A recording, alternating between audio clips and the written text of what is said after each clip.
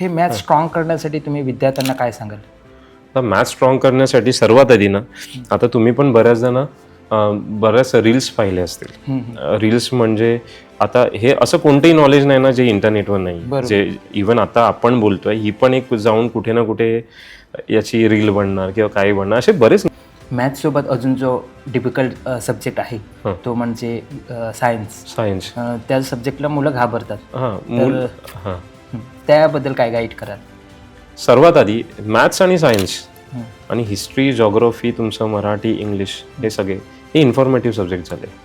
Okay, भारताची राजधानी दिल्ली आहे, ठीक आहे, ही तुम्हाला इन्फॉर्मेशन मिळाली, याच्यावर तुमचं प्रॅक्टिकल थिंकिंग तुम्ही काय अप्लाय करा. आता याच्यामध्ये ना पॅरेंट्सची involvement is very very important.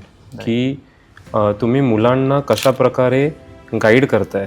तुम्ही त्यांना फक्त एका टेक्स्टबुकसाठी गाईड करता आहात की त्यांना एका लॉंग टर्मसाठी गाईड करतात. That is important. म्हणजे तुम्हाला सध्या काय फक्त त्यांचे मार्क्सच हवे आहेत, त्याच्यामध्ये त्याने काय शिकलेलं आहे, त्याच्यातून त्याने काय आत्मसात केलेलं आहे स्वतःच्या लाईफमध्ये.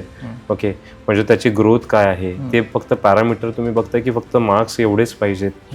ओके, ते पण मग कसे पण येऊ. तर success is a line, it's a thin line. मी आज इथे उभा आहे, मी लाईन ड्रॉ केली, मी जम्प करून तिकडे गेलो, मी दुसरी लाईन ड्रॉ करणार. That is a success. Okay, आणि ते कधी येणार जेव्हा तुम्ही डिसिप्लिन असाल.